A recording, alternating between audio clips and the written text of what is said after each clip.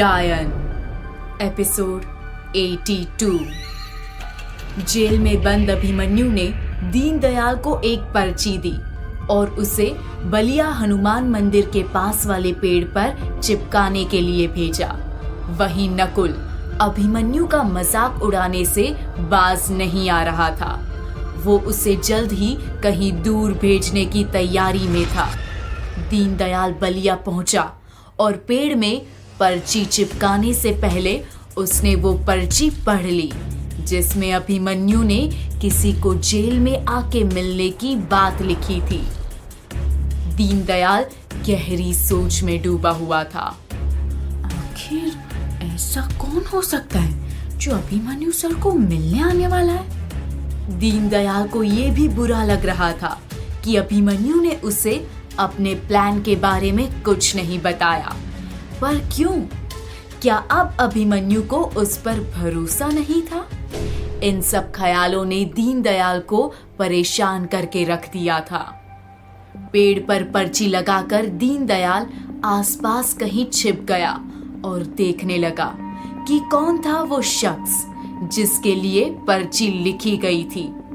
काफी देर बाद भी वहां कोई भी उस पर्ची को लेने नहीं आया। सभी आम लोग थे जो हनुमान मंदिर से पूजा कर उस पेड़ के पास आते और कुछ चढ़ाकर या धागा बांधकर चले जाते थे। किसी ने भी उस पेड़ पर लगी पर्ची को देखा तक नहीं था।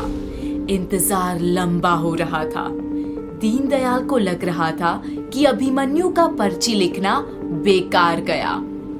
तभी दीनदयाल का फोन बजा और उसने देखा कि इंस्पेक्टर नकुल उसे फोन कर रहा था। डर के मारे दीनदयाल के हाथ से फोन छट के जमीन पर गिरा और बंद हो गया। दीनदयाल ने जल्दी से फोन उठाकर चालू किया और फौरन इंस्पेक्टर नकुल का नंबर डायल किया। नकुल की गुस्से से गूंजती आवाज ने दीनदयाल को और हिला दिया। अब तुम मेरा फोन भी काटने लगे? तुम्हारी इतनी हिम्मत? दीनदयाल कांपती आवाज में बोला। सर जी, मैंने जानबूझ के नहीं काटा। नकुल ने भड़कील आवाज में जवाब दिया। बकवास बंद करो। पुलिस चौकी से फिर गायब हो तुम। हो कहाँ? दीनदयाल ने कहा। सर जी, बस पहुंच ही रहा हूँ पुलिस चौकी। दीनदयाल ने फोन काटा और तेजी से बस स्टैंड की तरफ भागने लगा। दीनदयाल नहीं जानता था कि उस पे कोई नजर गड़ाए बैठा था। उसके हनुमान मंदिर से निकलते ही वो अनजान नजरें उसी पेड़ के पास पहुंच गई जिस पे दीनदयाल ने वो पर्ची चिपकाई थी। उसने पर्ची निकाल कर पढ़ी और तुरंत चौंकते हुए कहा, ओह, अभिमन्यु सर जेल में है।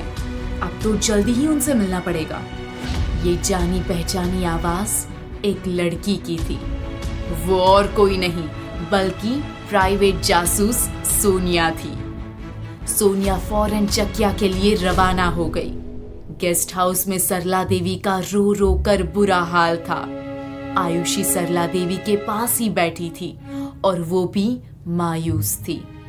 आयुषी सरला देवी को समझाने की कोशिश कर रही थी, पर उन्होंने ये मान लिया था कि अब कुछ नहीं हो सकता था क्योंकि सब खत्म हो चुका था। उन्हें चकिया छोड़ने में सिर्फ एक दिन बचा था और उनको अभिमन्यु की चिंता सता रही थी। सरला देवी को इंस्पेक्टर नकुल पे बिल्कुल भरोसा नहीं था। आयुषी समझाते हुए बोली, आप परेशान मत होइए, कुछ नहीं होगा अभिमन्यु को। पर सरला देवी कुछ समझना ही नहीं चाह रही थी। यहाँ तक कि उनकी तबीयत भी बिगड़ने लगी। आयुषी को डर लगने लगा कि सरला देवी को कहीं कुछ हो न जाए। उसने फौरन प्रीति को फोन करके मदद के लिए बुलाया और साथ में मेडिकल किट भी लाने को कहा। कुछ देर बाद प्रीति वहां मेडिकल किट लेकर पहुंच गई थी। उसने सरला देवी का बीपी चेक किया जो काफी लो हो गया था। प्रीति ने फौरन उन्हें इलेक्ट्रॉल का घोल दिया और आयुषी से उनके लिए फौरन कॉफी बनाने को कहा। कॉफी पीकर सरला देवी को थोड़ा होश आया और उसने जैसे ही प्रीति को वहां देखा, फौरन उसका हाथ पकड़ लिया। प्रीति भी सरला देवी की इस हरकत से चौंक गई। सरला देवी ने उससे भीख मांगते हुए कहा, बेटा, तुम्हें मुझे जितना कोसना है, मारना है, जो भी करना है करो, लेकिन मेरे बेटे को बचा लो प्लीज। कल मैं यहाँ से चली जाऊंगी, गांव वाले मुझे यहाँ रहने नहीं देंगे, और तुम भी तो यही चाहती हो ना। आयुषी सरला देवी को ध्यान से देख रही थी। उसने सोचा कि ये अचानक सरला देवी को क्या हो गया जो इस तरह प्रीति से मिन्नतें कर रही है। प्रीति ने सख्ती से कहा, प्लीज सरला जी, ये सब मत कहिए। सरला देवी ने प्रीति की बात काटते हुए उसके दोनों हाथों को पकड़कर कहा, बस मुझसे वादा करो, तुम अभिमन्यु का साथ कभी नहीं छोड़ोगी। वादा करो, तुम हमेशा अभिमन्यु के साथ ही रहोगी। ये कहते हुए सरला देवी को कुछ होने लगा था। उनकी छाती में दर्द उठा। ऐसा लग रहा था जैसे उनको अटैक सा आ जाएगा। प्रीति भी उनकी हालत देखकर घबरा गई। सरला देवी बड़बड़ाने लगी और कहा, मुझे कुछ हो जाएगा, मैं अब नहीं बचूंगी। प्रीति ने उन्हें संभालते हुए कहा, आपको कुछ नहीं होगा, आप बिल्कुल ठीक हो जाएंगी, आप लेट जाइए। सरला देवी के होंठ चल रहे थे, पर अब आवाज नहीं आ रही थी। उनकी हिम्मत टूट रही थी। वो बस बार बार प्रीति से एक ही वादा मांग रही थी, वादा करो, तुम मेरे बेटे के साथ ही रहोगी, वादा करो। प्रीति ने उनको जबरदस्ती बेड पे लिटाते हुए कहा, अच्छा किया वादा, अब आप आराम करिए, मैं ये गोली दे रही हूँ, उससे आपको आराम मिलेगा। सरला देवी को ये सुनकर बड़ा सुकून मिला और उन्होंने अपनी आंखें बंद कर ली।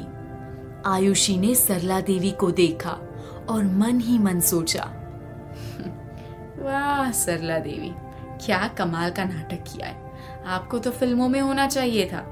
चलो, हम जीजी और अभिमन्यु फिर से एक हो जाएंगे।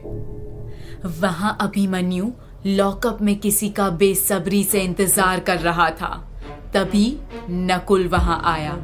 वो बहुत ज्यादा गुस्से में था और फोन पर किसी से बात करते हुए कह रहा था, अब और वहां नहीं रह जाता, मेरा इंतजाम कहीं और करो। 3 दिन से नौकरानी गायब है, कुछ भी चीज टाइम पर नहीं मिलती, मैं कुछ नहीं जानता, आज रात तक इंतजाम हो जाना चाहिए, समझे।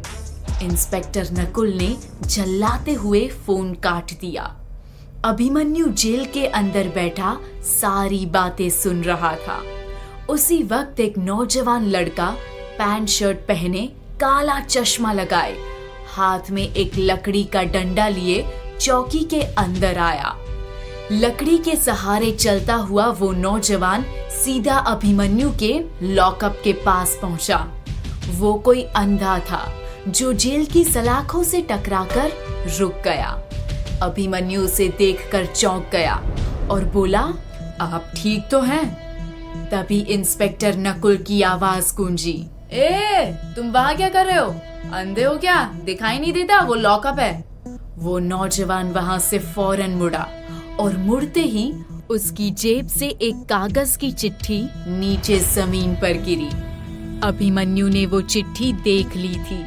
वो अंधा नौजवान इंस्पेक्टर नकुल की ओर बढ़ते हुए बोला, सॉरी सर, मुझे दिखाई नहीं देता, आपने सही कहा, मैं अंधा हूँ। नकुल उस लड़के को गुस्से से घूरे जा रहा था। नकुल ने एक कांस्टेबल से कहा, मेरे पास टाइम नहीं है, इसका जो भी मसला है जल्दी उसे निपटाओ। कांस्टेबल ने उस अंधे नौजवान को कुर्सी पर बिठाया और उससे पूछताछ करने लगा। अभिमन्यु की नजर उस गिरी हुई चिट्ठी पर थी। मौका पाते ही उसने उसे उठाया और खोल के चुपके से पढ़ा। अभिमन्यु वो चिट पढ़कर भौचक्का रह गया था। उसने हैरानी से उस अंधे नौजवान की तरफ देखा जो कांस्टेबल से बात कर रहा था। आखिर ऐसा क्या लिखा था उस चिट्ठी में जिसने अभिमन्यु के होश उड़ा दिए थे? वो रहस्यमय अंधा नौजवान कौन था? क्या होगा जब चकिया आएगी प्राइवेट डिटेक्टिव सोनिया जासूस? जानने के लिए सुनिए चकिया की डायन का अगला एपिसोड।